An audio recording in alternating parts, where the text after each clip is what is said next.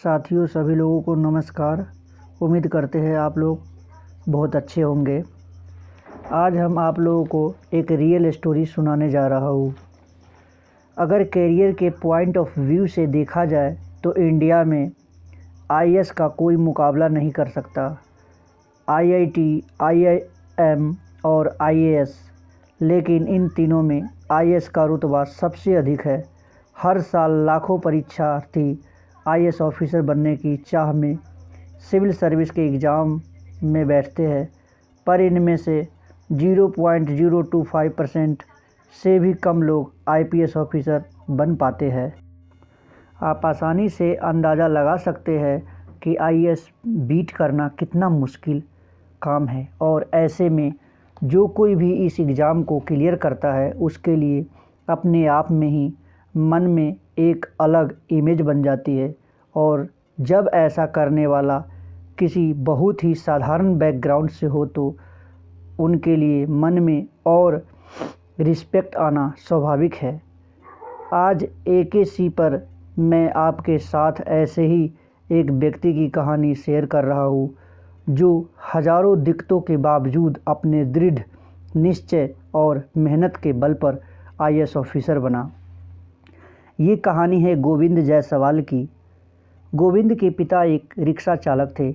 बनारस की तंग गलियों में एक 12x8 के किराए के कमरे में रहने वाला गोविंद का परिवार बड़ी ही मुश्किल से अपना गुजारा कर पाता था।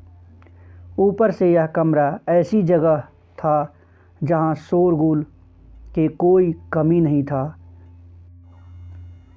अगल बगल मौजूद फैक्ट्रियों और जनरेटरों के शोर में से एक दूसरे से बात करना भी मुश्किल था। नहाने धोने से लेकर खाने पीने तक का सारा काम इसी छोटी सी जगह में गोविंद, उनके माता पिता और ये बहनें करती थी। पर ऐसी परिस्थिति में भी गोविंद ने शुरू से ही पढ़ाई पर पूरा ध्यान दिया। अपने पढ़ाई और किताबों का खर्चा निकालने के लिए वे क्लास 8 से ही ट्यूशन पढ़ाने लगे। बचपन से ही एक अशैक्षिक माहौल में रहने वाला गोविंद को पढ़ाई लिखाई करने पर लोगों के ताने सुनने पड़ते थे। चाहे तुम जितना पढ़ लो, चलाना तो रिक्शा ही पड़ेगा। पर गोविंद इन सब के बावजूद भी पढ़ाई में जुटे रहते।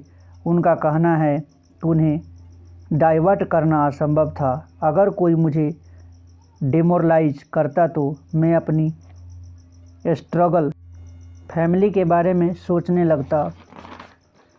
आसपास के शोर से बचने के लिए वे अपने कानों में रुई लगा लेते, और ऐसे वक्त जब डिस्टरबेंस ज़्यादा होती तब मैथ लगाते, और जब कोई शांति होती तो अन्य सब्जेक्ट पढ़ते।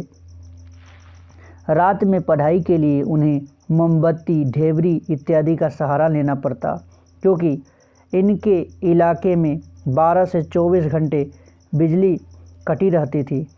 चूँकि वे शुरू से ही स्कूल टॉपर रहे थे और साइंस सब्जेक्ट में काफ़ी तेज़ थे, इसलिए क्लास 12 के बाद कई लोगों ने उन्हें इंजीनियरिंग करने की सलाह दी।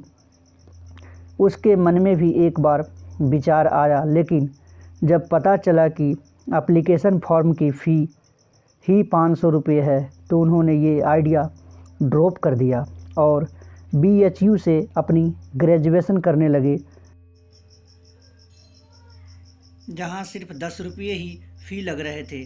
गोविंद अपने आईएएस ऑफिसर बनने के सपने को साकार करने के लिए पढ़ाई कर रहे थे और फाइनली प्रिपरेशन के लिए दिल्ली चले गए।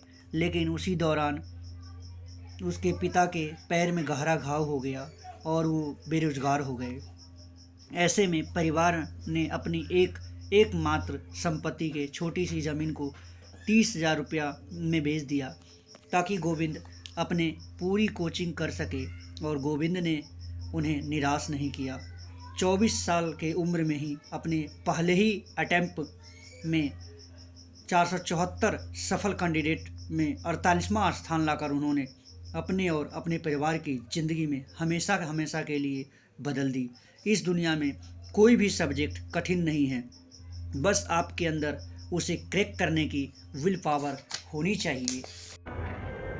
अपने पहले ही अटैम्प्ट में उन्होंने 2006 में ही सफलता हासिल कर ली। वे 48वां स्थान लाकर उन्होंने अपने और अपने परिवार के ज़िंदगी में हमेशा हमेशा के लिए बदल दी। इस दुनिया में कोई भी सब्जेक्ट कठिन नहीं है, बस आपके अंदर उसे क्रैक करने की विल पावर होनी चाहिए। गोविंद जी का यह सफलता दर्शाता है कि कितने अभाव क्यों न हो, यदि दृढ़ संकल्प और कड़ी मेहनत से कोई भी अपनी लक्ष्य प्राप्ति में जुट जाए तो उसे सफलता जरूर मिलती है। पर उनके संघर्ष की कहानी हमेशा हमें प्रेरित करती रहेगी। दोस्तों, अगर ये रियल लाइफ स्टोरी अच्छी लगी हो तो लाइक करें, इस पर कमेंट करें। ऐसे ही रियल लाइफ स्टोरी सुनाने के लिए हमें सब्सक्राइब करें। आज आपका कीमती वक्त देने के लिए बहुत बहुत धन्यवाद।